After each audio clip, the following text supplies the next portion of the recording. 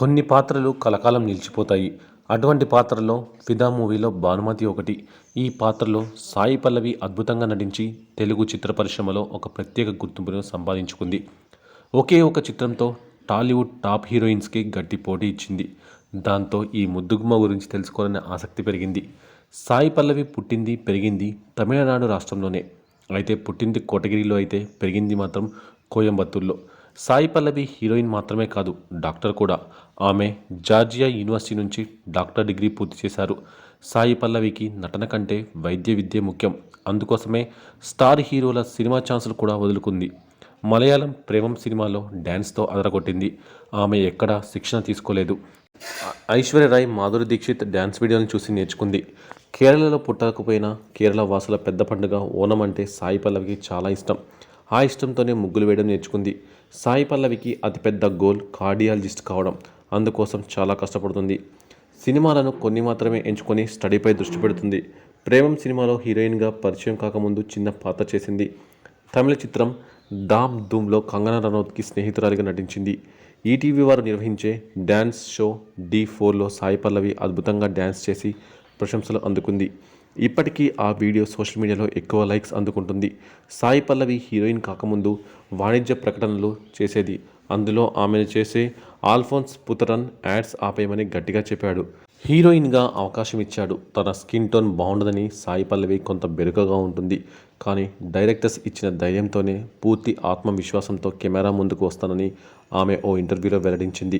South most wanted హీరోయిన్లలో Sai Pallavi ఒకరు. Skin show చేయదు, romantic సీన్స్లో నటించదు, మరీ పొట్టి బట్టలు వేసుకోదు. అయినా సరే సాయి పల్లవి క్రేజ్ మాత్రం ఓ రేంజ్లో ఉంటుంది.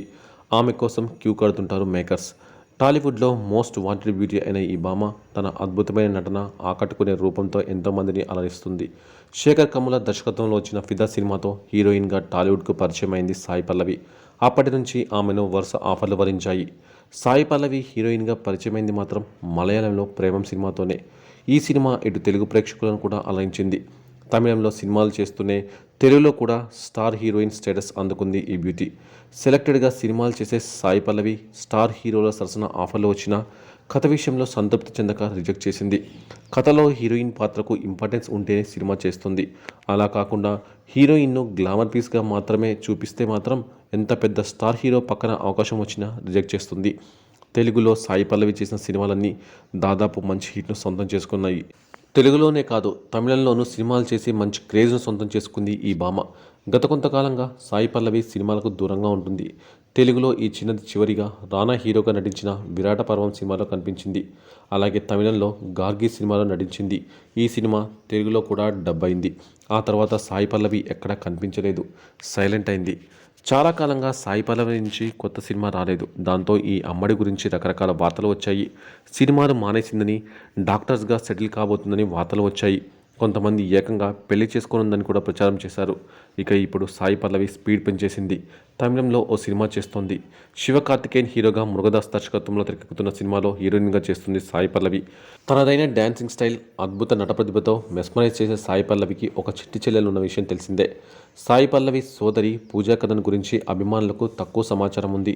తాజాగా పూజపై మీడియాలో జోరుగా కథనాలు వస్తున్నాయి. సాయి పల్లవి గారాల సిస్టర్ త్వరలో పెళ్లి చేసుకోబోతున్నట్లు పుకార్లు షికాలు చేస్తున్నాయి. సినీ పరిశ్రమలోని పూజా కన్నన్ నటిగా కొనసాగుతుంది. దీనికి మించి గొప్ప వ్యక్తిత్వం ఉన్న అమ్మాయిగా గుర్తింపు పొందింది పూజా కన్నన్.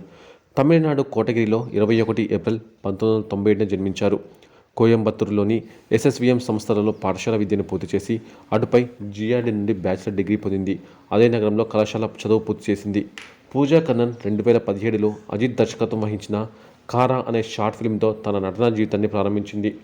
2021లో చిత్రై సెవ్వానం చిత్రంతో తమిళ చిత్ర పరిశ్రమలో అడుగుపెట్టింది. అప్పటి నుండి లో ప్రొఫైల్ను మేనేజ్ చేస్తూ తన వ్యక్తిగత జీవితాన్ని ప్రైవేట్గా ఉంచింది. అయితే పూజా కన్నన్ ఇటీవల సోషల్ మీడియాలో ఇచ్చిన హింట్ తన పెళ్లి గురించి ఊహాగానాలకు తెరతీసింది. ఇన్స్టాగ్రామ్లో షేర్ చేసిన వీడియోలో పూజా కన్నన్ తన ప్రియుడు వినీత్ని పరిచయం చేసింది. అతడిపై తనకున్న ప్రేమను ప్రశంసల రూపంలో వ్యక్తం చేసింది. అతడిని తన సూర్యకాంతి కిరణం అని, నేరంలో భాగస్వామి అని కూడా సరదాగా వ్యాఖ్యానించింది. ఇప్పుడు నా భాగస్వామి అంటూ మురిపంగా చెప్పుకుంది.